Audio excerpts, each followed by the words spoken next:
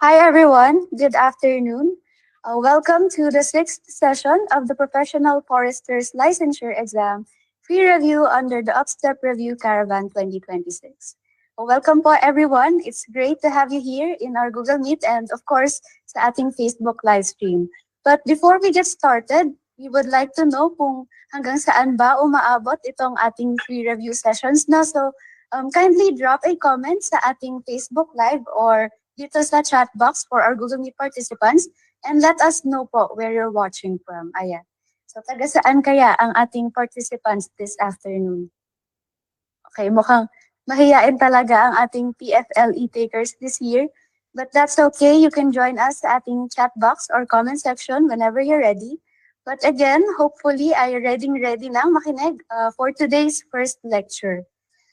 Before we proceed, don't forget to register to our free review sessions to stay updated on upcoming topics, and you may also enroll in our review programs for a more comprehensive and guided preparation. So we have online and self-paced review programs for you guys, and you can scan the QR code if you would like to join us. So for today's session, we will be learning about forest botany. And as always, it is my pleasure to introduce our lecturer this afternoon. He graduated magna cum laude from UPLB with a degree in Bachelor of Science in Forestry and is now working as a research associate.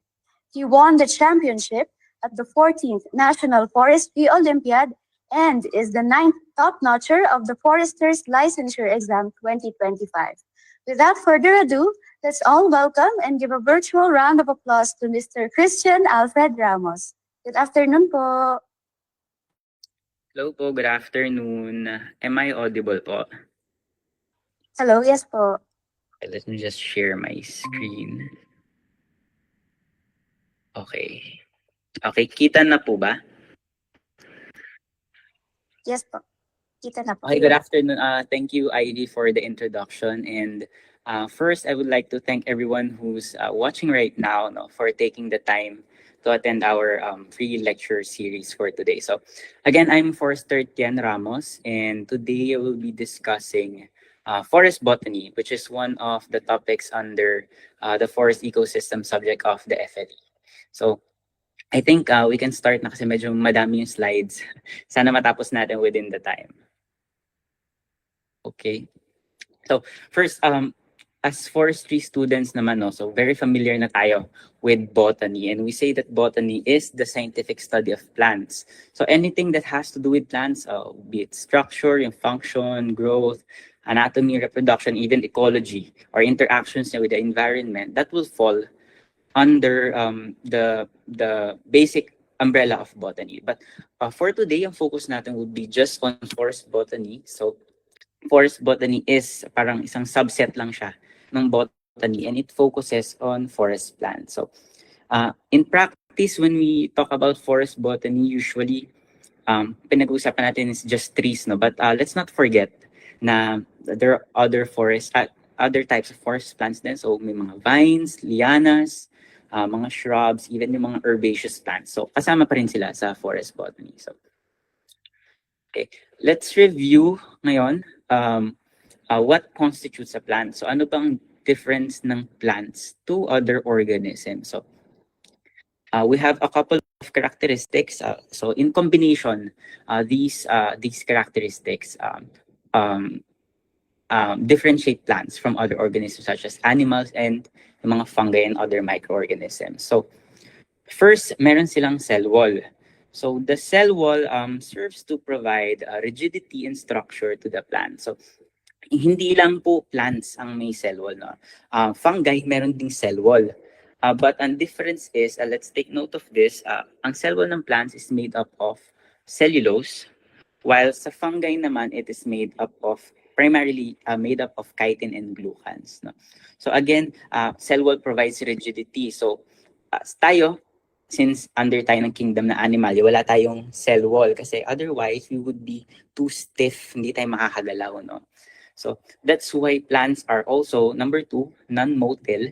Hindi sila gumagalaw. Kung nasan sila nakatanim, they would stay there. Maybe they can respond and yung i-direct nila yung growth nila towards certain stimuli away from where they're growing. But in general, kung saan sila nakatanim, whether sa soil or sa mga bato, minsan epiphytically no, sa other plants, nakakapit din sila. They will tend to stay there. So next, number 3, plants are autotrophs. So when we say autotrophs, we are talking about how plants are able to produce their own food. So mga producers sila. So unlike animals and fungi, which are considered heterotrophs o yung mga consumers, plants can produce their own foods through photosynthesis. So makikita natin dito no, may asterisk. May asterisk yung autotrophs. Because not all plants actually are considered autotrophs. So one example of this, great example, is the Rafflesia, which is shown in the picture. So ito po ay isang Rafflesia from Mount Makiling. And isa siyang parasite. No? So sabihin natin bakit siya considered na plant, hindi naman pala siya autotroph or hindi siya producer, parasite pala siya. It's because yung Rafflesia, like other parasitic plants, they evolved from autotrophic na ancestor. So plants din po ang kanilang ancestors. Kaya considered na plants din sila. Now, on a cellular level naman, plants are different from other organisms in being eukaryotic. So when we say eukaryotic or eukaryotes, they have a well-defined nucleus. Yung kanilang cell ay mayroong nucleus. So that is opposed to mga prokaryotic organisms which don't have a nucleus in their cell. So next to that, plants are also considered multicellular, meaning they are made up of many different cells and many different types of cells. So speaking of cells, let's take a quick review then no, ng plant cells. So plant cells have some characteristics na sinishare niya with other organisms and some characteristics na unique din. So like all other eukaryotes, again, meron siyang membrane-bound na nucleus. So kita natin dito, merong kulay purple, no? So ayan. So dyan sa nucleus, nandyan yung kanyang DNA, mga genetic material niya. Then, plants also have organelles, no? Like other organism, it has organelles. So, parang siya yung organs natin as tao. So, bawat organelle meron sariling function yan. And for plants, meron unique sa plants is that it has chloroplast or a certain type of plastid called chloroplast. So, kita natin dito, merong kulay green na oval, and I don't know if kita sa screen nyo, but merong mga maliliit na bilog na darker green sa loob. So, this is the chloroplast, and nasa loob niya yung chlorophyll. So, it is involved in photosynthesis. Next, we have the cell membrane, which is itong lighter green na border. So, nakapalibot siya doon sa plant cell. So, the cell membrane is a semi-permeable membrane. When we say semi-permeable, ibig sabihin, some compounds can go inside, but some compounds cannot. So, parang it is selectively permeable. So, we might also encounter this term, no, yung plasmalemma. Medyo uncommon siyang ginagamit. Usually, we just use the term cell membrane. But when we encounter this term na plasmalemma, let's remember no, that it also refers to the cell membrane. Next, we have the cell wall. So, yung cell wall naman ito, yung pinaka-dark green, pinakalabas niya na layer. Again, as mentioned earlier, yung cell wall in plants is made up of cellulose. No? So, it is a polysaccharide made up of glucose molecules. And it serves as to provide rigid support sa plants. Kasi imagine ang laki-laki ng mga puno, so paano sila hindi bumabagsak? No? Kailangan nila ng rigid support, and that comes in the form of the cell wall. And lastly, we have the large central vacuole. So this is something na characteristic din ng plants. Etong central vacuole na yan, it can serve different purposes, but mainly it serves as storage, no, for pwedeng water, nutrients, ang kanyang food, but also pwedeng yung waste material, no, mga metabolic waste ng plants, pwedeng dyan niya din ilagay.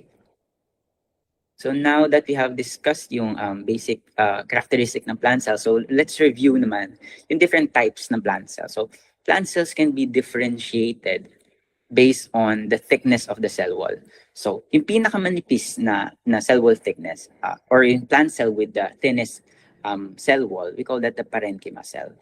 So the parenchyma has thin walls, thin cell walls, and they are loosely packed. So hindi siya ganun ka-compact, meaning there are distinct or makikita natin spaces in between the cells. No?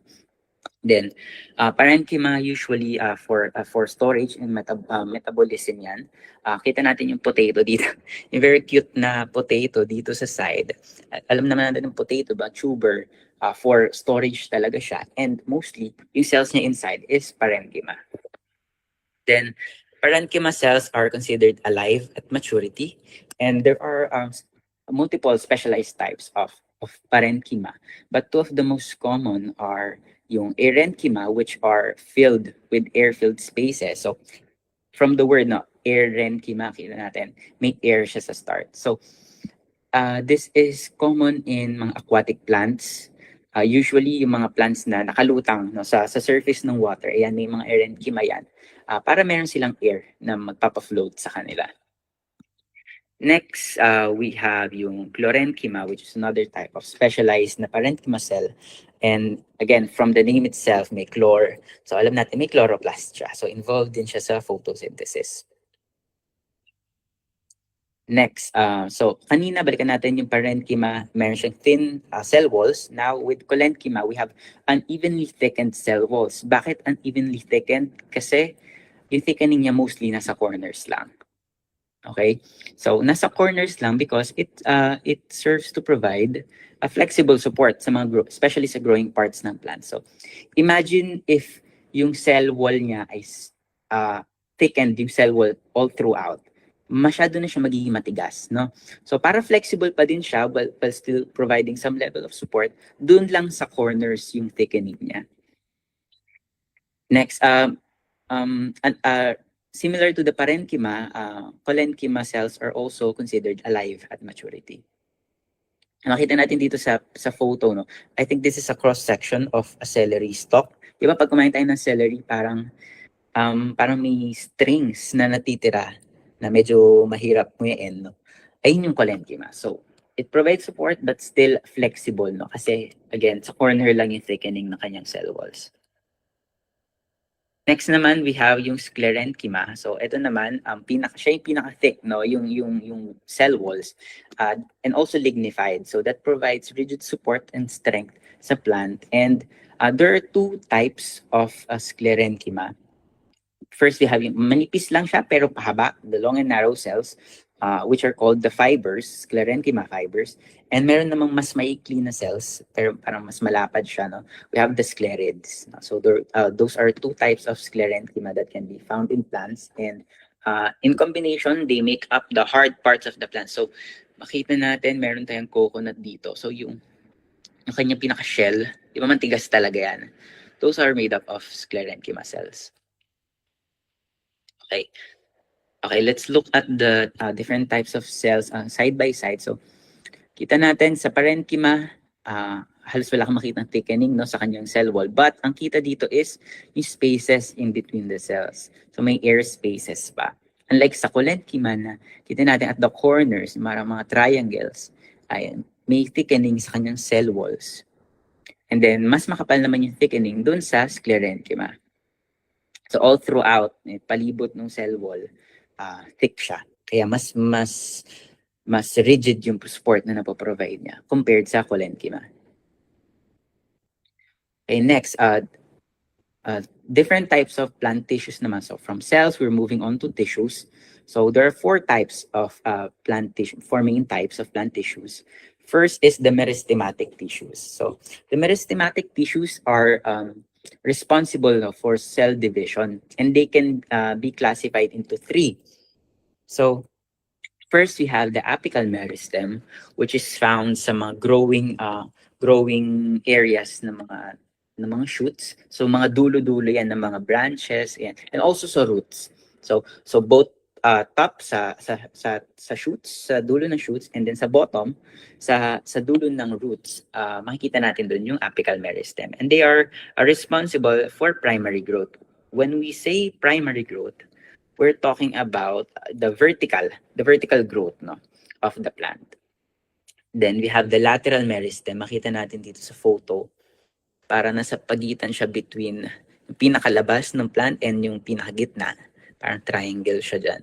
So the lateral meristem is responsible for secondary growth. So secondary growth meaning lateral. So palapad naman. Pag apical again, vertical, pampataas, and then lateral, pampalapad.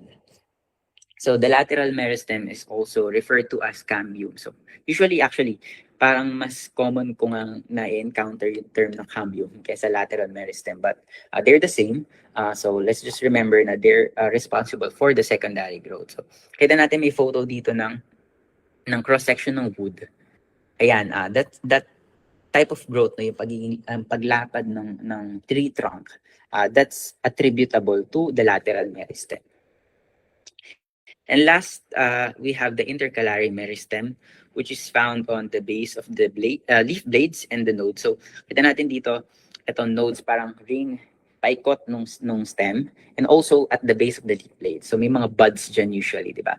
So, ang purpose naman intercalary meristem, usually parang dormant lang yan na meristem, na na-activate kapag nagkaroon ng damage dun sa growing tip ng halaman. So, pag naputol itong apical meristem natin, hindi makakatubo yung plant diyan sa portion na yan. So ma-activate yung intercalary meristem para magtuloy-tuloy yung kanyang vertical growth.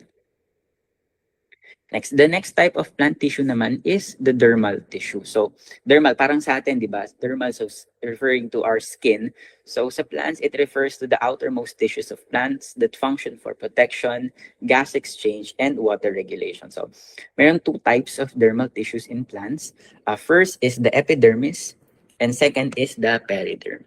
So, let's take a look at the epidermis. So, the epidermis is the primary dermal tissue present on the surface of non-woody plants and young parts of woody plants. So, non-woody plants yung mga herbaceous plants.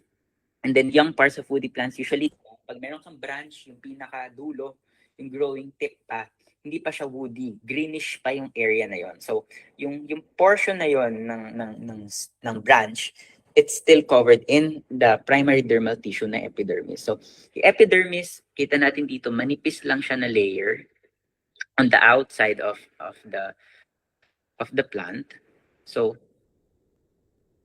manipis lang siya, no? So it is covered in a waxy substance called the cuticle. Since ayun nga, manipis lang siya, madali mag-evaporate otherwise yung water doon sa epidermis. So kailangan niya ng layer ng waxy substance para ma-reduce yung amount of water na that will be lost through transpiration or evaporation from the plant. Next, you have the periderm. So the periderm is a secondary dermal tissue. So it replaces the epidermis in woody plants kapag naging woody na yung portion na yun ng plant. No? Diba?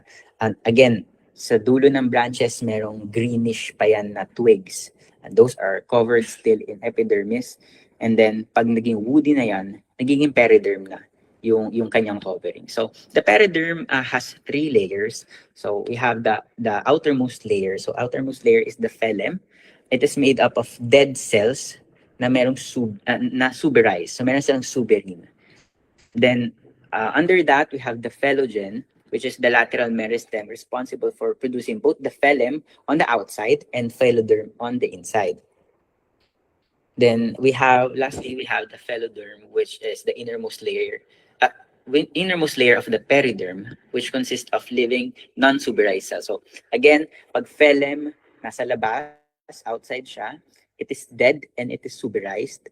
Then pag phyloderm nasa loob, it is living and non-suberized. Ito natin dito yung different layers. So we have the bark, no? Then which is composed of the periderm and the inner bark, and then the periderm is made up of the phloem, the phelogen, and the phyloderm.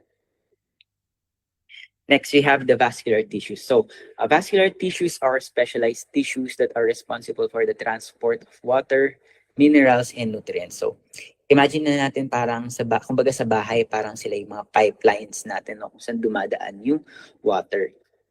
So, there are 2 types of vascular tissues in plants. First is the xylem, and next is the phloem. So, Xylem muna tayo. The xylem is responsible for the transport of water and mga minerals. Meron din mga minerals, not just water. Yung mga minerals na dissolve sa water that also are carried through the xylem. So, let's take note. It's very important. Let's take note that the transport in xylem only happens upwards. So, unidirectional siya. Pataas lang lagi. Kasi the water comes from below, galing sa roots, din aakyat sa stem or sa trunk, and then papunta sa leaves. So, xylem is mostly dead at maturity. And aside sa pag-transport ng water, it also serves as structural support, no? So, what we usually think of as woody plants, from etong light na band na ito papunta sa center, that's the xylem. No, so again, hindi lang siya transport ng water, it also serves as support yung xylem natin. Then, an important concept that we have to remember in xylem is the cohesion tension theory. So, the cohesion tension theory shows that it is the cohesion between the water molecules. No? So, nagdidikit-dikit yung water molecules. Kaya siya umaakyat from the roots to the stem to the leaves. And then yung tension is the negative force that pulls water from the bottom papunta sa taas. Okay, again, cohesion, it's between the water molecules, molecules of the same type pag cohesion. And then tension is yung negative force na nagsasak sa kanya from the roots papunta sa taas. Next, so the xylem is made up of different conductive elements. So we have two main types. So we have the tracheids and the vessel elements. So yung tracheids are elongated and spindle shaped. So makapal siya sa gitna and it tapers dun sa kanyang dalawang dulo. And it has spits. Makita natin dyan para may mga tuldok-tuldok no sa tracheids. And those allow for water exchange between the cells. Then we also have yung vessel elements, itong nasa left side na illustration, which para siyang more on cylindrical yung itsura niya, and connect yan. So they form continuous tubes called the vessels and are primarily found in angiosperms. So ang vessel elements nasa angiosperms lang, but angiosperms also have tracheids. Pero ang gymnosperms, ang kanyang xylem ay tracheids lang. Okay? Just remember that, again, gymnosperms, tracheids lang, but angiosperms, both tracheids and vessel elements ang meron siya. Okay, next, we have the other type of vascular tissue, which is the phloem. And the phloem is responsible for the transport naman of sugars and other dissolved organic nutrients that the plants produce from the leaves towards other plant parts. So, unlike yung xylem na unidirectional or upwards lang ang kanyang flow, ang phloem bidirectional. Okay? So, pwedeng galing sa baba, dadalhin sa taas, pwedeng galing sa taas, dadalhin sa baba. So, bidirectional siya. And unlike the xylem, the phloem is actually alive at maturity. So, the phloem also forms the inner bark in trees and mature woody plants. So, kita natin dito sa cross-section, no, we have the wood. So, dyan yung xylem. And then, nandito sa labas na layer, yung kanyang phloem. So, like the xylem, meron din different parts, ang conductive elements, phloem. So, first, you have the sieve elements. Two types. We have two types of sieve elements. For gymnosperms, we have the sieve cells. And then in angiosperms, we have the sieve tube elements. So, ayun yung nandito sa gitna, yung parang hourglass shape. So, dyan mismo dumadaan yung mga sugars and other organic compounds na kinoconduct ng phloem. Then we have the nasa side naman nila, which are the companion cells in angiosperms, but it is called albuminous cells in gymnosperms. So, ito namang companion cells, they provide metabolic support to sieve elements. Bakit need ng metabolic support sa phloem, no? Pero wala sa xylem? Okay, let's remember na ang xylem, umaakyat yung water through the xylem because nag-evaporate yung water sa taas, and that sucks, di ba? Mayroon ng tension, mayroon negative pressure inside, ay yung nag-aangat sa water. But sa phloem, since bidirectional siya, hindi siya nakaasa sa evaporation lang or transpiration, it uses energy to move the sugars around the plant. So, kailangan meron siyang metabolic support. Okay, the last type naman po ng plant tissue is the ground tissue. So, this makes up most of the bulk or the body of the plant and serves as different functions, mainly for support, storage, and photosynthesis. So, ayan, yung leaf, yung gitna niyan, the mesophyll is made out of ground tissue. Then yung parang starchy na portion ng potato, ayan, ground tissue din yan. And also sa stems and sa branches, meron din ground tissues. Okay. So let's move on to the organs. So tapos na tayo sa cells. We're done with the tissues, and now let's move on to the organs. So plants have two main types of organs. So we have the vegetative organs, and then we have the reproductive organs. So for the vegetative organ, let's start with the root system. So the root system is can function for storage, but mostly it functions for the conduction of water and dissolved mga solutes and absorption of waters from the soil papasok sa plant. And also, it serves as anchorage ng plant sa kanyang substrate. So, siya yung kumakapit sa kung anong substrate tumutubo yung plant, maybe sa soil or sa rock or even on top of other plants. Diba? May mga orchids na nakakapit na ganyan sa mga puno. No? So, it's the roots that anchor them on their substrate. So we can classify roots based on origin as primary roots or adventitious roots. So when we say primary roots, these are roots that emanate directly from the radicle. So dito sa taas na picture, we have the taproot or the radicle. Then, diyan ang gagaling yung primary root. So etong mas malalaking roots, yan, na lateral, those are the primary roots. Then we have the adventitious roots which grow from parang unusual parts of the plant. Usually sa mga nodes, no, we have, eto sa baba, we have, I think this is corn. And sa palibot ng node, doon lumalabas yung kanyang roots. Then we can also classify roots based on their form and structure. So we have, again, eto yung taproot. No, it comes from the radicle of the seedling. So pag lumaki na yung plant, galing sa seedling, yung radicle will become the taproot. So, siya yung large central root from which the lateral roots branch off. Then, ito naman is for dicots. Let's remember, mga dicots po ang may taproots. Now, for the fibrous roots, these are for monocots naman. So, they are thin, stringy roots that are more or less the same diameter. Kasi sa taproot, di ba, kita natin, ang kapal ng taproot, then yung lateral roots that branch off from it, mas manipis. Tapos yung ibang roots pa nalalabas doon, mas manipis pa lalo. But for fibrous roots, they're all more or less same diameter lang sila. Now, for the root development naman, let's familiarize ourselves with the different parts of the root na responsible for root development. No? So, first we have the root cap. Siya yung pinakadulo, nasa growing tip, as in, nasa dulo ng growing tip ng root. Siya yung nasa pinakadulo, and ang function niya mainly is to protect the growing tip of the root. So, it secretes mucilage that lubricates the root to reduce friction. Kasi syempre, di ba, yung root pag nag-grow, pumapasok yan sa pagitan ng mga soil particles, minsan may mga very sharp na mga minerals or stones na pwede makadamage sa root. So it's important na meron siyang ma-secrete na mucilage para maprotektahan yung root tip at hindi ma-damage. Next, we have the quiescent center. So the quiescent center is just a small portion, no, sa root tip. And it's part of the root apical meristem, but it divides extremely slowly. So na-activate lang talaga siya during acute stress. Pag nagkaroon ng damage, siya yung na-activate para makapagrow ulit yung root.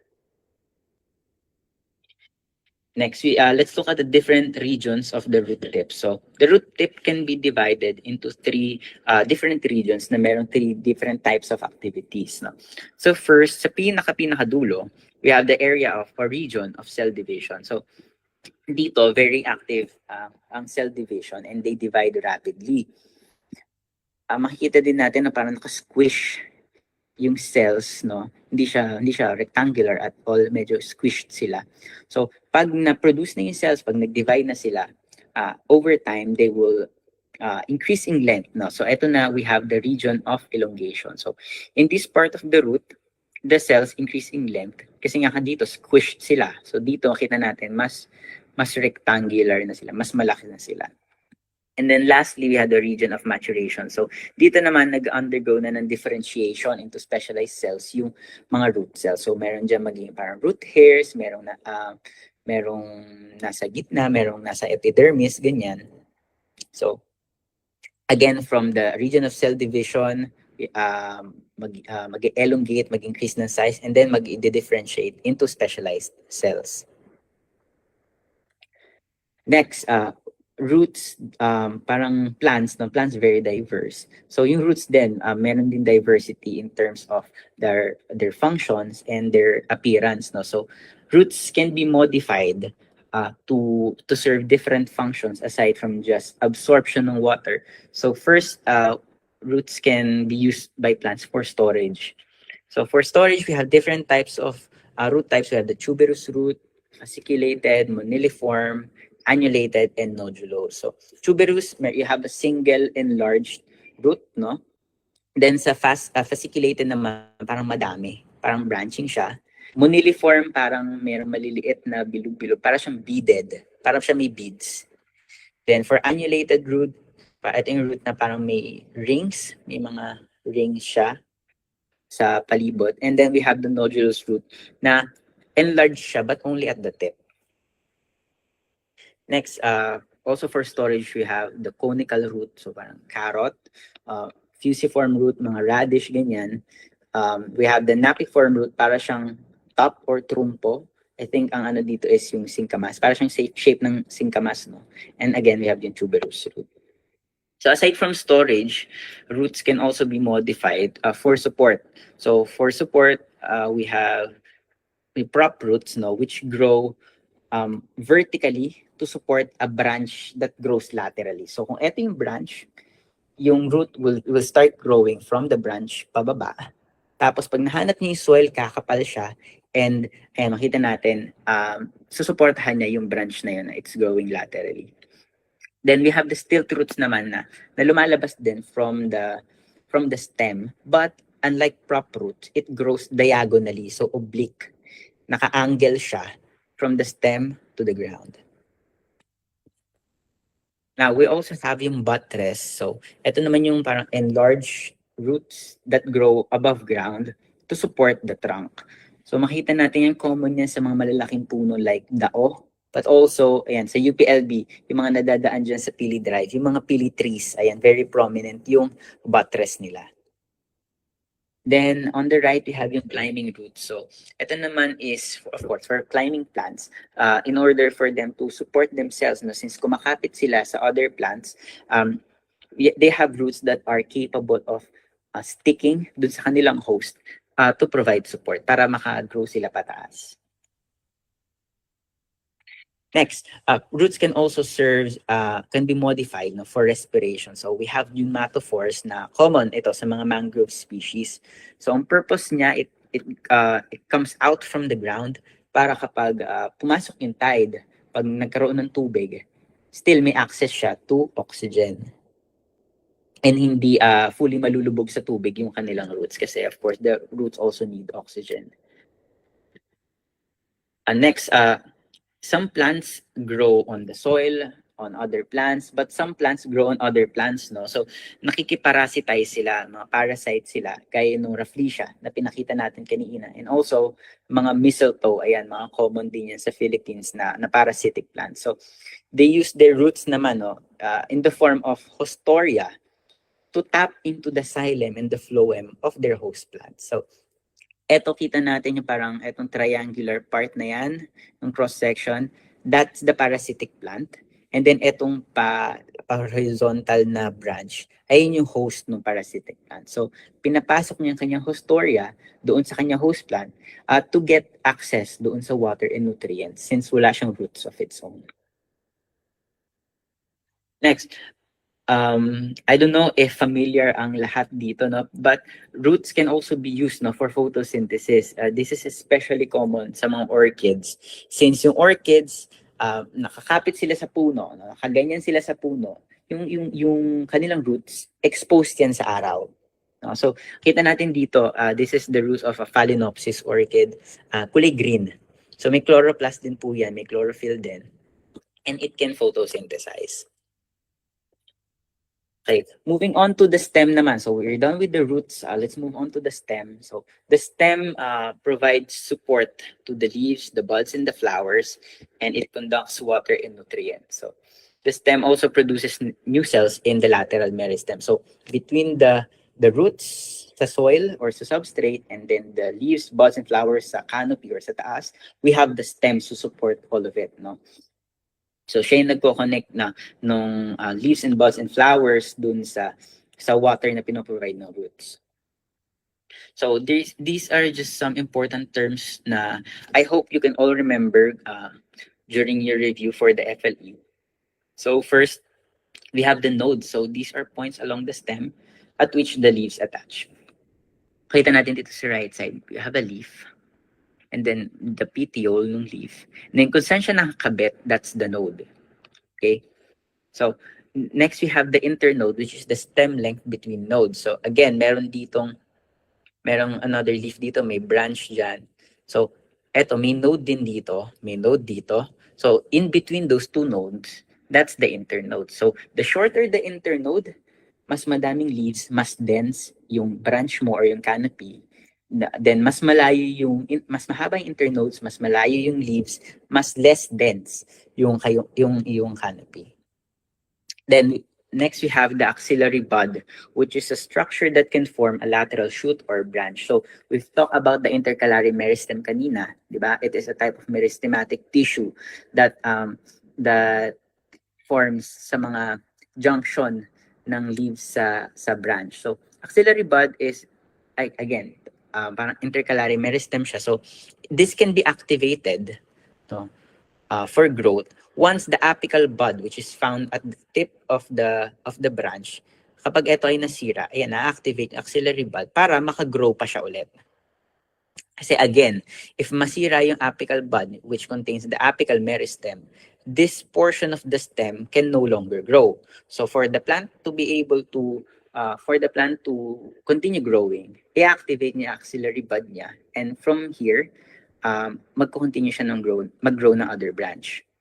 Then, a concept or property ng plants that I want you all to remember is the concept of apical dominance. So this is the tendency of plants to prioritize the growth of the main vertical axis. So kita natin dito medyo manipis yung plant, and like all other young plants, mga seedlings, they tend to prioritize muna yung pagtaas na growth nila before they grow laterally or yung palapad. Why? Because they tend to compete for access to sunlight. Lalo na kapag yung mga puno sa paligid ng seedling, ayan, pag yung mga puno na yan, nag-close na yung canopy, mahihirapan yung seedling na tumutubo na maghanap ng sun. So, kailangan niya talaga i-prioritize muna yung kanyang pagtaas bago siya magpalapad. So, let's look at the cross-section naman of the stem. So, kita natin dito, there are actually differences between the stem ng dicots and stem ng monocots. So, for the dicot stem, very distinct itong parang structure na ito. Nawala sa monocot stem. Again, meron sila parehong vascular bundle, which is yung bundle ng xylem at saka ng phloem. But in the dicot stem, it is arranged in a ring-like manner. So, orderly siya, pabilog siya. Unlike sa monocot na nakascatter lang within the ground tissue or within the inside of the stem, yung vascular bundle. So, and bakit kailangan na nakaganyan yung arrangement ng dicot stem? Because dicot stem or dicots in general undergo secondary growth. So, pag nag-secondary growth sila, etong vascular bundles na yan, mag-grow din. So, they grow laterally. So, yung primary phloem, mapupush na yung sa pinakalabas, and yung primary xylem, mapupush sa pinakaloob. Ang mag-grow dyan, yung nasa gitna nila. So, the lateral meristem or the cambium will give rise to the secondary phloem and the secondary xylem. So, hindi kailangan ng monocots na ng gantong arrangement because they don't grow laterally. Kung ano yung na-produce nila, yan na yan. Hindi na yan lalapad. Unlike sa dicots na lumalapad sila, so kailangan naka-arrange in a ring-like manner yung kanilang vascular bundles to facilitate yung lateral growth. Okay, so kita natin dito, no, we know that trees have rings, and we say that rings are very helpful to know yung age ng tree, because one ring is approximately equivalent to 1 year. So, pero bakit ba nagkakaroon ng gantong structures na nagkakaroon ng ganyang rings? Okay, let's look at the close-up photo on the left. So we have the early wood and the late wood. No? So sila yung two parang alternating bands that form the annual ring of the tree. So the early wood is produced at the earlier time of the year, when water is more available. No? So mas malalaki yung pores ng early wood kasi it grows during the time na madaming supply ng water. Then the late wood naman, actually halos hindi mo na makita, tuldok na lang talaga, na super maliliit na yung pores ng late wood kasi it is produced during the latter part of the year when water is is less available. So, and that is the reason why sa mga temperate countries, mas obvious sa kanilang mga puno yung mga rings, unlike sa mga tropical trees, kasi mas pronounced yung difference ng availability ng water during the spring and the summer season and fall and winter season nila. So kitang-kita yung difference sa size ng pores, and which means nakitang-kita din yung annual rings, unlike sa tropical countries. Okay, next we're done with the stem. Let's move on to the leaves. The leaves are primarily, as we know, responsible for the photosynthesis because they contain most of the chlorophyll and chloroplast. Then they also serve, no, to regulate moisture and gas exchange through the opening on the leaf surface called the stomata, and they're responsible for the transpiration pool. Again, bakit umaakit ang water from the roots to the stem to the leaves? Because nag-evaporate yung water, nagtatranspire yung water from the surface of the leaves, and nagkakaroon ng negative pressure inside, which pulls the water from the bottom up the tree. So, important processes in leaves. First, of course, photosynthesis, no? So, very important ito. I hope we can familiarize ourselves with this basic equation, no, ng photosynthesis. So photosynthesis equation shows that you need 6 molecules of CO2, 6 molecules of H2O, and light energy to produce 1 molecule of glucose. So the rate of photosynthesis is also affected by multiple factors, but mainly the concentration of CO2. Of course, kapag mababa yung concentration ng CO2, anong input ng plant? So bababa din yung kanyang rate of photosynthesis. And also same, so water availability, kapag hindi ganun ka-available ng water, medyo babagal yung photosynthesis ng plants kasi wala siyang input. And also temperature. Because photosynthesis happens, meron yung meron yung optimum na temperature range. So, pag masyadong mainit or masyadong malamig, mahihirapan yung plant and it might reduce yung rate ng photosynthesis niya. Next important process that happens in leaves is the transpiration. So, again, this refers to the loss of water through the stomata, and it is responsible for moving the water up the plant, and also it maintains yung temperature. So parang tayo, nagpapawis tayo, nagre-release tayo ng moisture para ma-counter yung init na nararamdaman natin. So same sa plants, nagre-release din sila ng moisture para ma-regulate yung kanilang temperature. So it is affected by water availability and also by the humidity and wind. Then also the presence of light, yung intensity ng light, the temperature ng air, and the opening or closing of the stomata.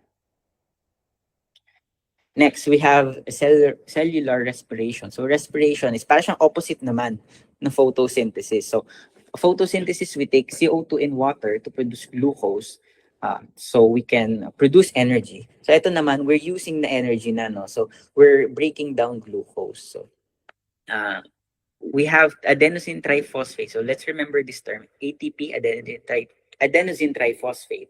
So siya yung primary energy carrying molecule ng plants. Kumbaga, ay yung energy currency ng plant, no? So pag may ATP, may energy; pag walang energy.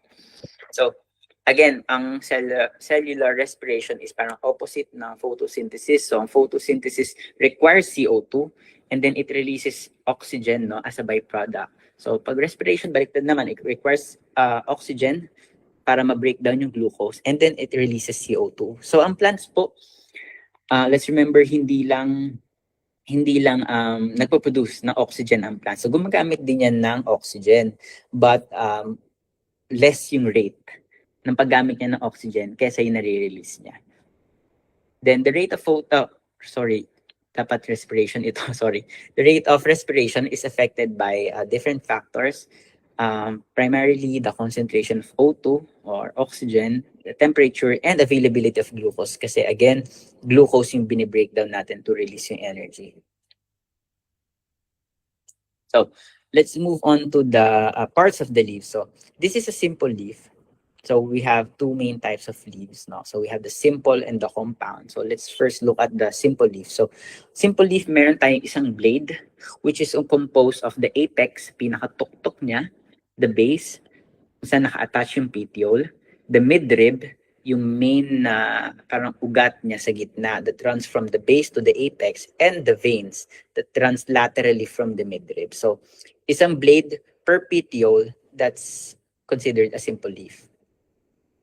Now, let's check naman yung compound leaf. So, pag compound leaf, you have the petiole again, pero this time, parang madaming dahon, no? But etong buong ito is just considered one leaf.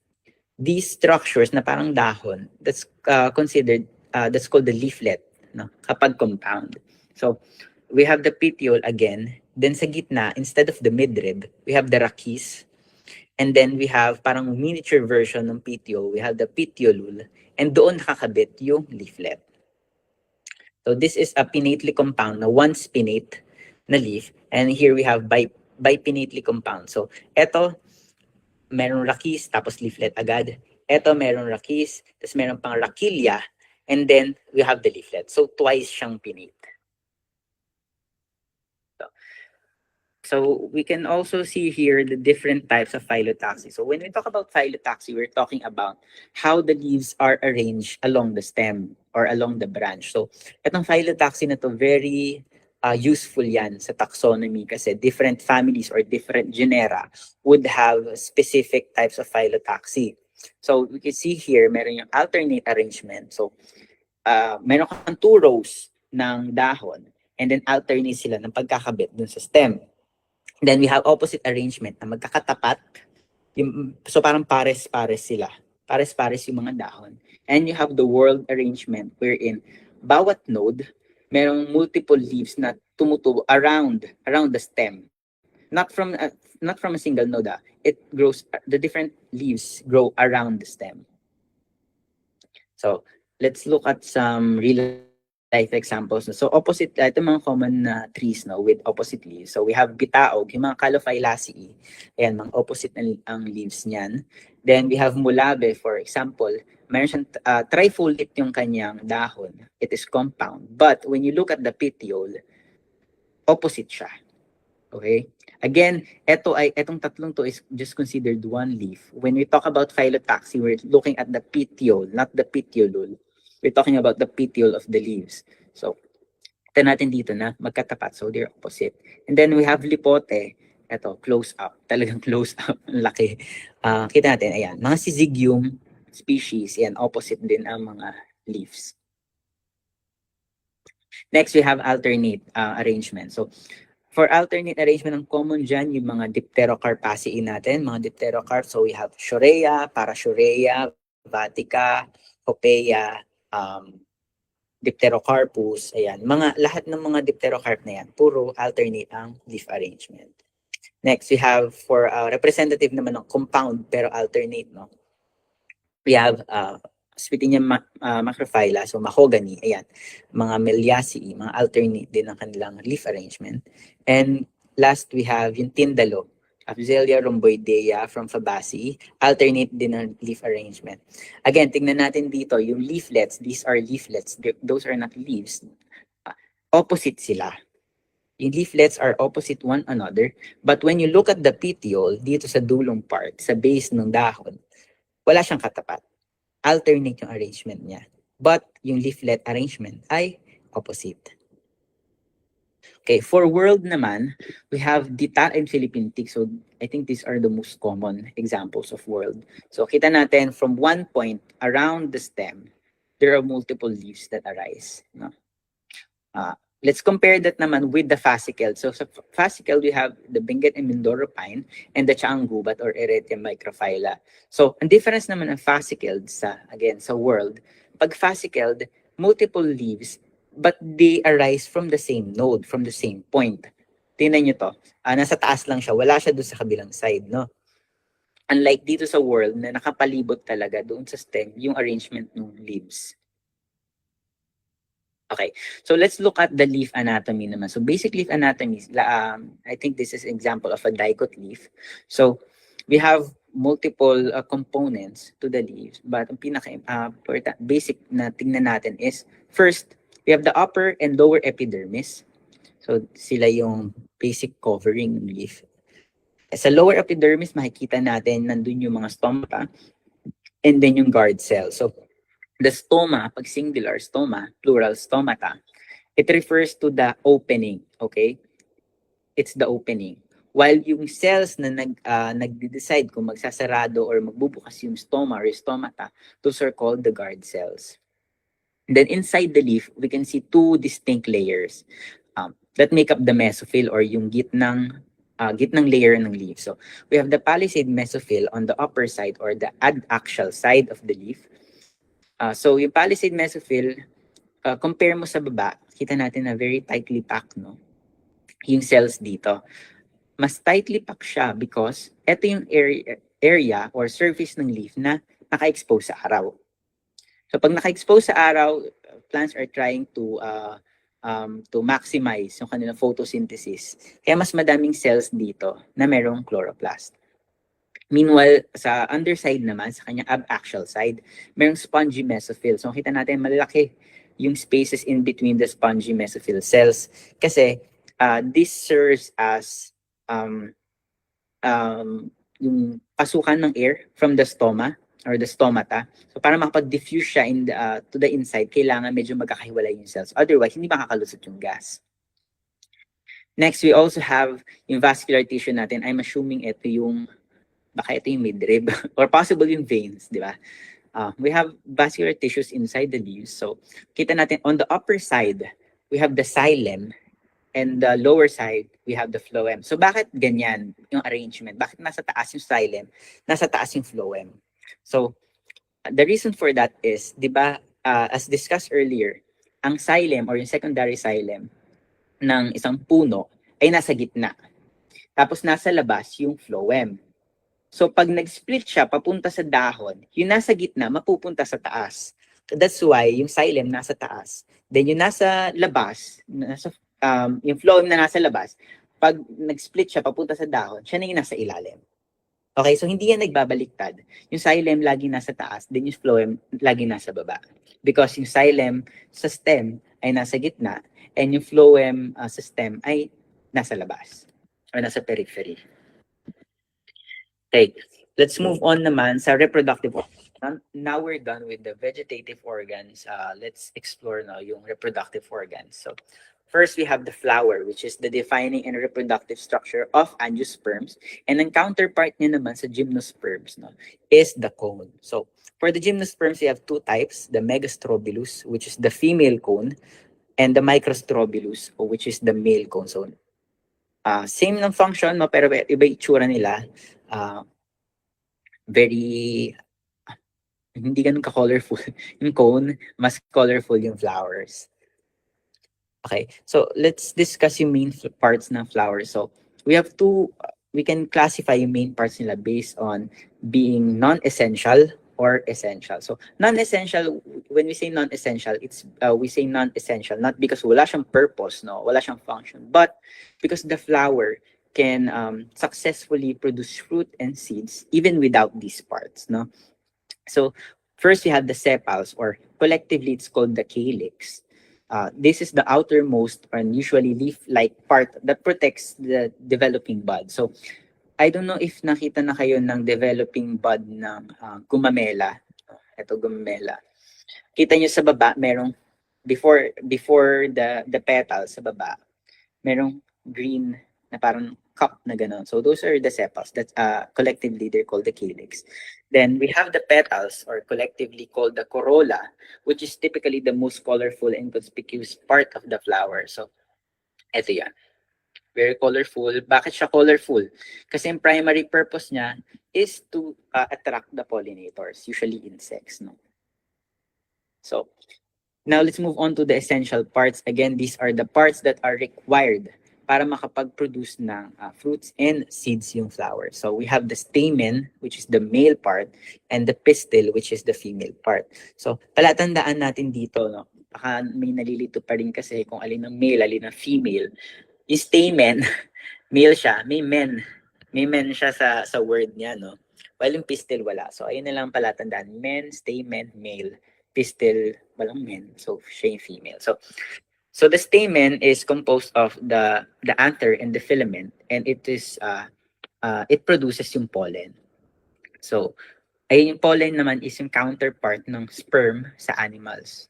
Then sa pistil, it is the female part, so it is composed of the ovary, the stigma, and the style, and it contains the ovule. So let's take a closer look at the parts that we discussed. So these are the four whorls of a flower. So we have the corolla and the calyx. Again, these are the petals and the sepals, collectively called the corolla and the calyx. So sila yung dalawang pinaka-outermost. And then sa loob nila, we have the andricium, or the stamen, or the male part, and the gynoecium, or the pistil, or the female part, no? So kita natin dito yung anther. Again, part siya ng stamen, siya yung nasa tuktok, buhat-buhat siya ng filament. So nandun sa anther yung pollen, dyan nagre-release yung pollen. While sa carpel naman, ito yung stigma, the style, and the ovary. So sa ovary, ayun yung nagiging fruit. Yung style, siya yung bumubuhat sa stigma, and the stigma is the sticky and receptive part that receives the pollen during pollination. Okay. So we can classify flowers, no, based on the presence of different parts. So we can say that they're complete or incomplete based on the presence of the four whorls. So again, ito yung four whorls, yung stamen, yung andricium, the gynoecium, the corolla, and the calyx. So kapag all four are present, we call that complete. Kapag merong isa na nawawala, whether essential or non-essential, we call that incomplete. Okay? So pag complete and incomplete, again, we're talking about the presence of the whorls. Now, for perfect and imperfect naman, we're talking about the presence of the male and female parts. So pag perfect, it has both the male and female. Pag imperfect, either male or female lang. Which means na kapag ang flower ay complete, all four whorls are present, it is automatically perfect. Kasi pareho ng male and female di ba? Pero not all perfect plants are complete. Why? Kasi possible na merong male and female plants pero walang sepals or petals. So hindi na siya complete. Incomplete na siya, di ba? So, ayun, let's not get confused, no? Kung alin ang tinutukoy when we say perfect and imperfect, and complete and incomplete. Again, complete and incomplete, the presence of all four whorls.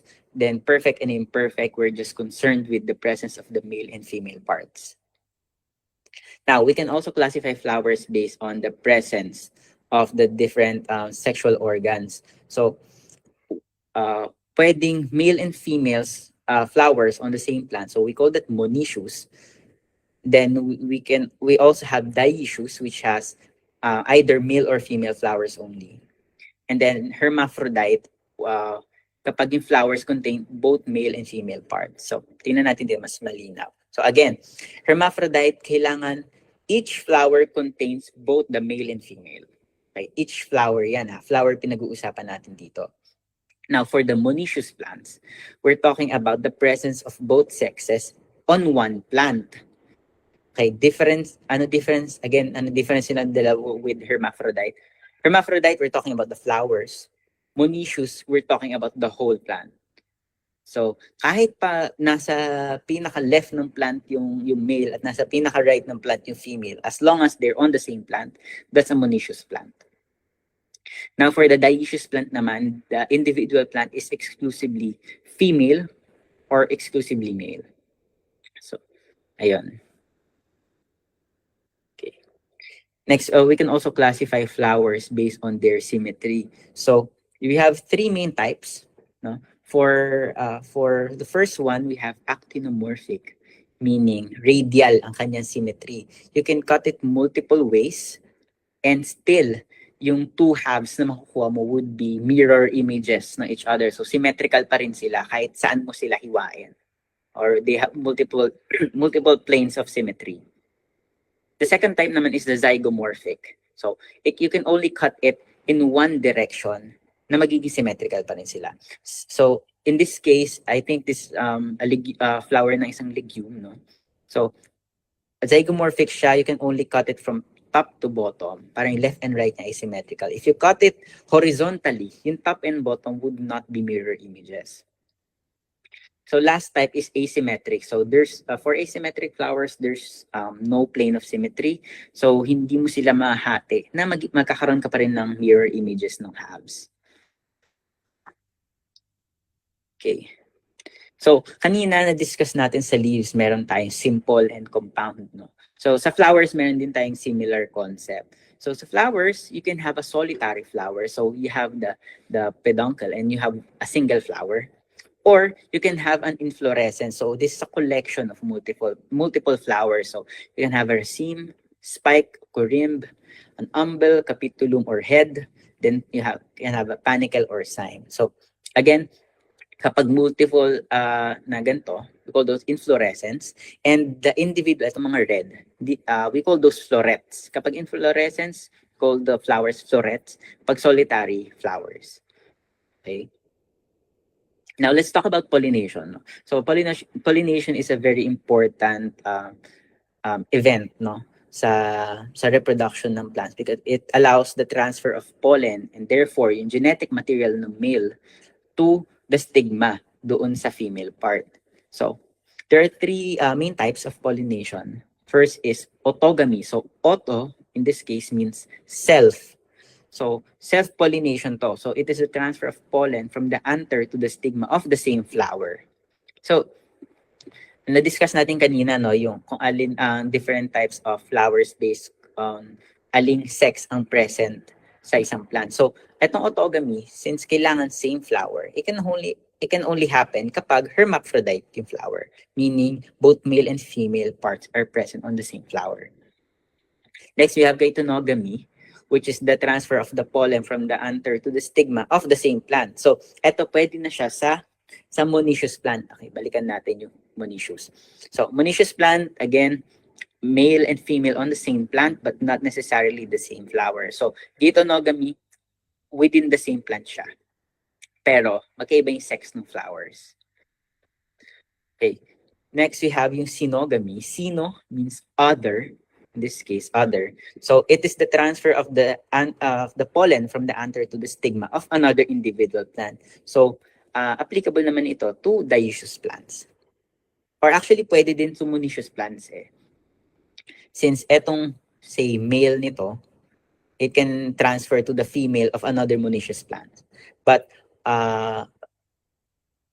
basta tatandaan na natin is pag synogamy, kailangan other individual yung pinupuntahan ng pollen. It's not the same plant. Okay, ito yun. Ito pala. So again, autogamy, self-pollination, hermaphrodite dapat yung flower. Pag geitonogamy naman, transfer to different flower on the same plant or the same individual, kita natin magka-connect sila, no? So they're the same plant. And then synogamy or other, yung sino means other. So transfer of pollen to another individual. Next, let's move on to the fruits. So the fruits are the mature ovary of a flowering plant that contains the seed. So pag na-pollinate na yung plant, lalaki yung ovary, magsiswell yung ovary, and that becomes the fruit. Then the fruit, it has three layers, no? Yung pericarp. We have the endocarp sa pinakaloob. Ito. pinakaloob. And then the mesocarp. And then the exocarp, yung pinakabalat. Ayan. So those are the 3 layers. So collectively, they're called the pericarp. Peri means, ang meaning ng peri kasi is around, di ba? We have perimeter, di ba? Or periphery. So pericarp, ibig sabihin siya yung nakabalot. Nakabalot siya sa seed. So it is made up of 3 layers. So again, sa leaves, meron different types based on composition. We also have those in flowers, and now we have those in fruits. So we have 3 main types sa fruits. We have the simple, the aggregate, and the multiple. So pag simple, you have 1 flower and 1 carpel. So yung carpel, yung collection ng stigma, the style, and the ovary. So again, 1 flower, ito, isang flower lang, and you have 1 carpel that produces a simple fruit. Next, we have the aggregate. So pag aggregate naman, 1 flower, again, ito yung calyx, ito yung corolla or the petals, but multiple yung ating carpels. No? Madami, no? May 6 yung ovaries, styles, and stigma. So those will produce aggregate fruits. And then lastly, we have multiple fruits. Ito naman, yung inflorescence. Inflorescence, merong multiple flowers, but the fruits fuse into one parang bigger fruit, no? So, let's take a look at some examples. So the simple fruit would produce usually berries. So yung mga banana, tomato, ayan. They arise from 1 pistil. So isa lang. Then aggregate, again, 1 flower ito, pero multiple yung pistils or yung carpels. Then I think best example for the multiple fruit is the pineapple. Kasi kita natin, ayan, merong maliliit na flowers dyan. Magkakahiwalay talaga sila. They have their own pistils, no? But pag nag-develop yung fruit, it develops into 1 whole fruit na fused.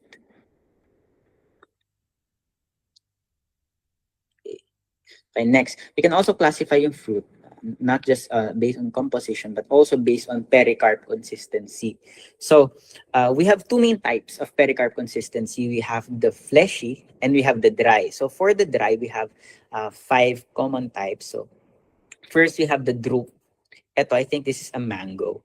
So ito primary example ng drupe yan. So we have, again, yung layers ng pericarp, ng epi or exocarp, endocarp, and the mesocarp, and then yung seed sa gitna. And what characterizes a drupe from others is that yung kanyang endocarp ay matigas. Ayan. Ito yung buto na iniiwan natin pag kumakain tayo ng mangga. Yung hindi natin kayang kagatin. That's not the seed pa. That's the endocarp of the mango. Ang seed no, nasa loob pa. I don't know if meron na nag-try sa inyo na buksan yung buto ng ng mangga, pero sabihin natin ganyan kalaki yung buto na iniiwan natin, but the actual seed inside is much smaller. Ganun lang siya. So ayun characteristic ng drupe, again, yung kanyang endocarp ay hardened. So other examples include coconuts and peaches. So now we have yung berries naman, these arise from simple fruit sila. So example niyan is a tomato. So fleshy din sila, no? Then we have yung pepo. Ang characteristic naman niya is para meron siyang rind. So common niya example would be the cucumber, no? So parang fleshy siya, medyo matigas pero may rind. Then we have the hesperidium. Ito I think is an apple. Ayan. Then we have yung pome. Ayan. So may mga septations siya, may mga hati siya. So I think we will be discussing this more in depth during our actual review sessions over at URC. So for this review, free review, let's just get padaanan lang natin, no? Next, we have yung dry naman. So ito again, ito ay mga fleshy. So ito yung mga kinakain nating fruit talaga. Ito naman mga dry. So we have different types. So first, we have yung follicle. Meron siyang 1 suture. So bumubuka siya on one side. Then legume, so 2 sides. We have the silic. So may naiiwan na middle partition. We have the silicle and then the capsule. So may multiple partitions yan. Again, daanan lang natin na mabilis. So, we also have lumentum, peanut. They have the akin, yung grain, the nut, the samarag, yung mga winged, then the schizocarp. Okay, so ang fruit, they contain the seeds, no? But the seed has to be dispersed somewhere else para hindi siya mag-compete din with its parents. So, there are multiple methods for seed dispersal and fruit dispersal, and ito yung mga yon. So, in general, when we talk about seed and fruit dispersal through animals, to the action of animals, whether kinain nila or dumikit sa kanila, we call that zoochory. Okay? So, zoochory, basta animal, zoochory from the word zoo or zoo. So, animal yan. But madami siyang subtypes, no? So, we have through bats, birds, fish, reptiles, ants, and mollusks. So, for bats, we have chiropterochory. Birds, we have ornithochory. Fish, ichthyochory. Reptiles, saurochory. Ants, myrmecochory. And mollusk, malacochory. Okay, medyo technical and actually medyo mahirap din siya i-memorize, no? But wala tayong choice. Hindi na i-memorize kasi for my personal experience during my own review, lumalabas po talaga yung mga ganito, no? Lumalabas yung mga ganitong terms sa FE. Then, aside from animals naman, seeds can be also dispersed through a different abiotic means. So we have through wind, which is anemochory, water, hydrochory, gravity, barochory. Okay, also tandaan pala natin na when we talk about seed dispersal or fruit dispersal, yung ending niya would always be may cory, yung dulo. Cory yan, laging cory yan. Kasi we also have pollen naman, pollen dispersal, no? So those would typically end in phily. So zoophily, ornithophily, myrmecophily, anemophily, hydrophily, ganyan. So again, pag cory, we're talking about seed dispersal. Pag phily yung dulo, we're talking about pollination. Okay, next, we have the seeds, no? So ito na yung pinakaloob-loob na nag-develop na fruit, and it is responsible for continuing the next generation of plants. So it develops from the fertilized ovule. Again, pag fruit, galing siya sa ovary, it arises from the ovary. Pag seeds, it arises from the ovule inside the ovary. So the DNA comes from the pollen and ovule. So meron combination na ng male and female yung DNA ng seeds, which means na diploid na yung mga seeds. Unlike yung pollen and ovule na haploid lang. Okay, so let's take a look at some of the key features that are found in seeds. So first, pinaka-important, no, embryo. Siya yung young undeveloped plant. So pag nag-germinate yung seed, ito yung nagiging bagong halaman, yung embryo. Yan. So the embryo can be divided into different parts. First, we have the epicotyl. So part of the embryonic shoot above the cotyledon, and then hypocotyl, part of the embryonic shoot below the cotyledon.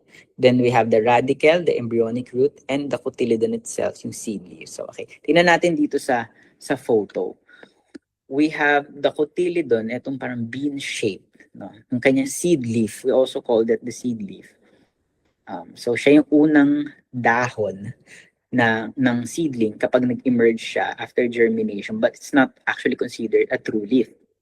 So above that, merong part ng shoot that we call the epicotyl.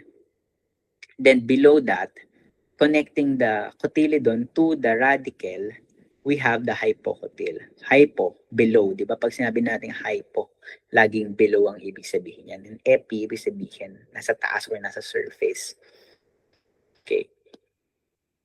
Next, we have the seed coat.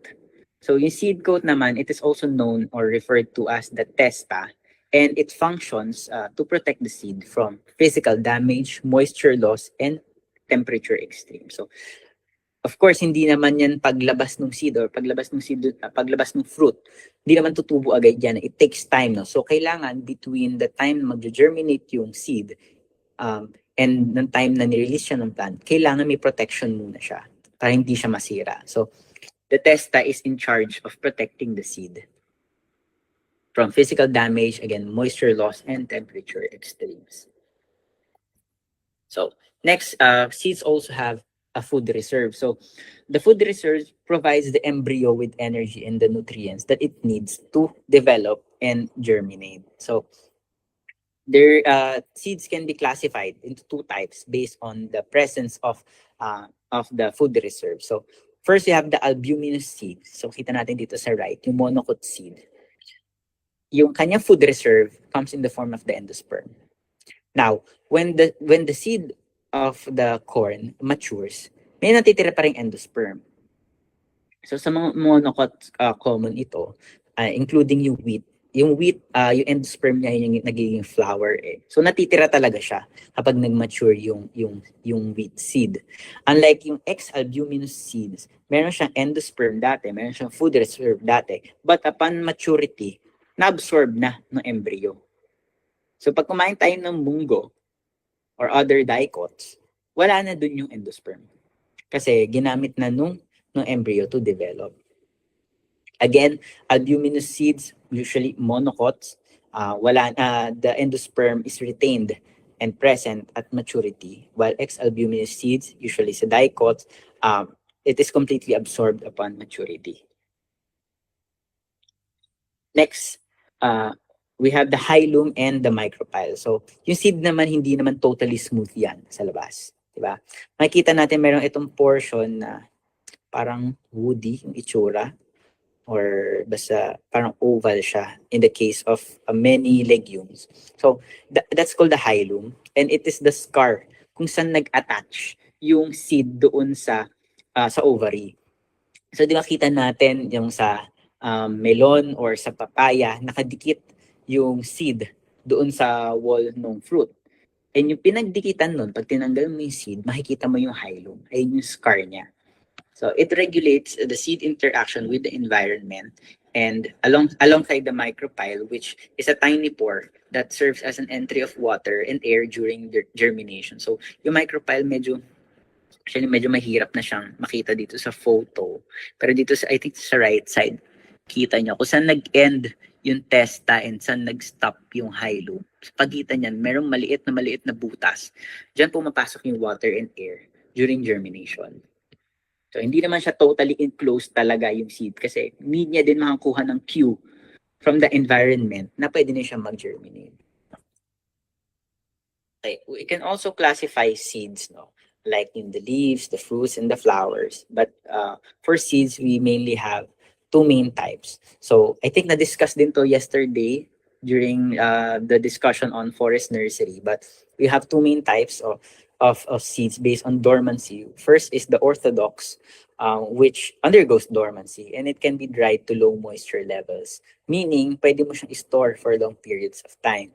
Then we have the recalcitrant, which has short to no dormancy. It is easily damaged by dehydration and it is difficult to store, meaning kailangan itanim siya agad. So for orthodox seeds, mga common yan yung mga beans natin, mga legumes, pwede natin siyang i-dry na matagal, di ba? Imagine sa palengke, ang tagal nakasako ng mga beans. Pero kapag dinala mo sa bahay, nilagay mo sa tubig, nagiging togi pa din siya, tumutubo pa rin siya kasi orthodox siya. Okay, it can undergo dormancy. While recalcitrant, short to no dormancy. And usually, ito yung mga seeds na mataas yung water level sa loob. So pag nawala yung water na yon, nadadamage talaga sila ng dehydration. So again, they're difficult to store and must be planted quickly. I think good example ng mga recalcitrant usually mga dipterocarps. If nakakita na kayo ng seed ng dipterocarp, pag kinat mo yan sa gitna, ang laki niya and then parang moist talaga siya sa gitna.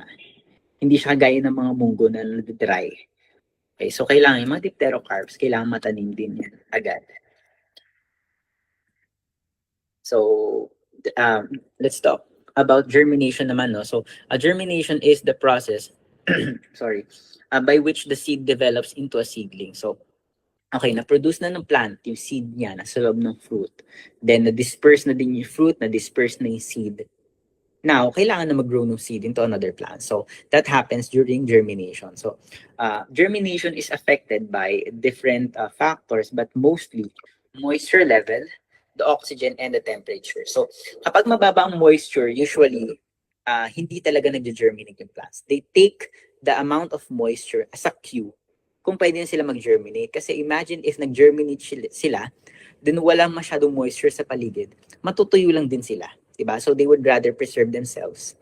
Di mo na sila mag-grow kapag until meron ng sufficient amount of moisture sa environment.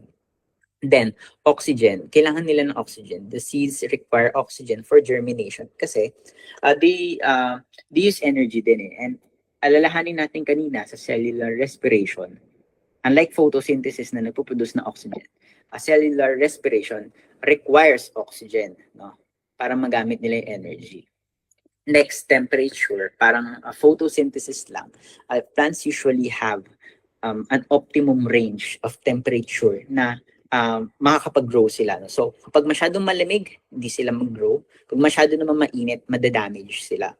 So, that's why sa mga temperate countries, usually, plants start germinating kapag spring. No? Kasi maglalabas yung mga trees and plants ng fruits during the fall or end of summer, then mag-i-stay sa ground yung seeds, lalamig, may winter, and then kapag uminit na ulit during spring, so mainit na tapos may ulan na ulit, may moisture na, doon nag-i-start yung germination. So plants take in different cues or signals no before they start germinating to ensure na magsusurvive yung kanilang seedlings.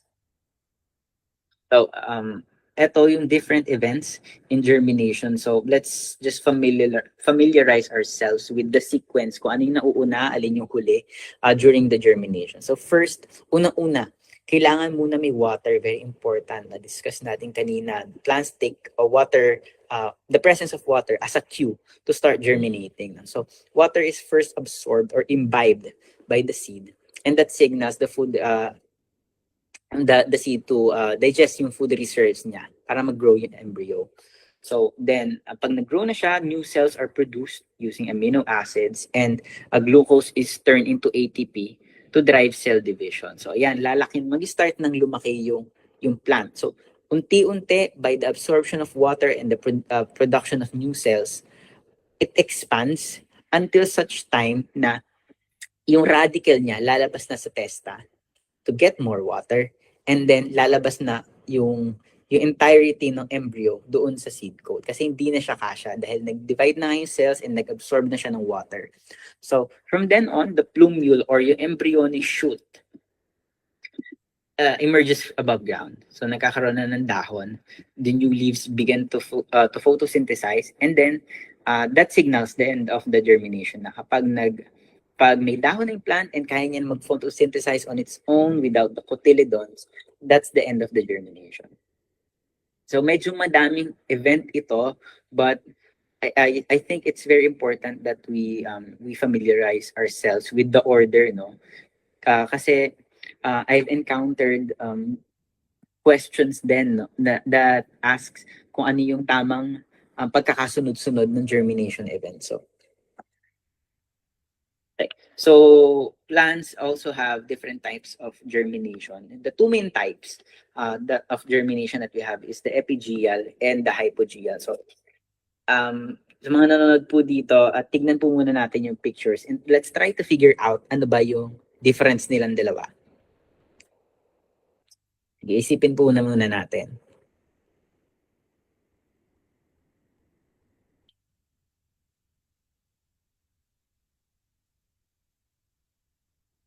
Okay, so I hope you've at least tried to compare the two pictures. But yes, for epigeal, nakikita natin, yung cotyledon comes out of the ground. Why? Kasi ang nag-e-extend sa kanya is the hypocotyl. Again, yung hypocotyl is the area of the shoot or the embryonic shoot below the cotyledon. So pag humaba yung hypocotyl, ipupush niya yung cotyledon pataas.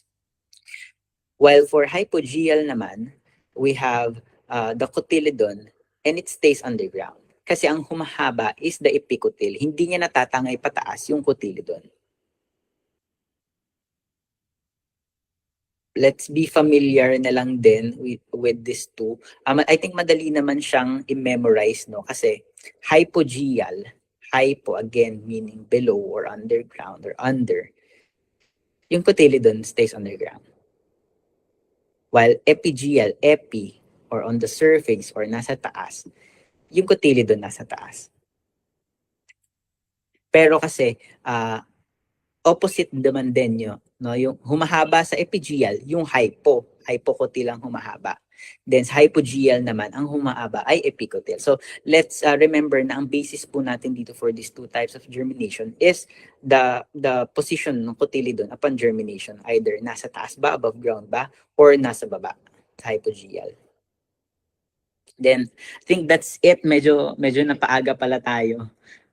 I hope may mga natutunan po kayo, and if you have any questions, no, please relay them to us and we'll try our best to answer them. Yun lang naman po. Thank you so much. Ayan. So thank you very much po, Forester Tien Ramos, for the very informative lecture. And of course, thank you to our participants for joining us this afternoon on our second to the last session po ng PFLE Free Review. Before we leave, please send us some feedback to help us improve our program. So pwede nyo pong iscan ang QR code. Pa-flash ko ng ating QR for the feedback form. Ayan. So, pwede nyo pong iscan itong QR code na makikita nyo sa inyong screens para po ma-send din nyo ang inyong mga feedback. Again, thank you everyone. See you ulit mamaya, 7 to 9 p.m. for our last free review session. Thank you po. Thank you, sir.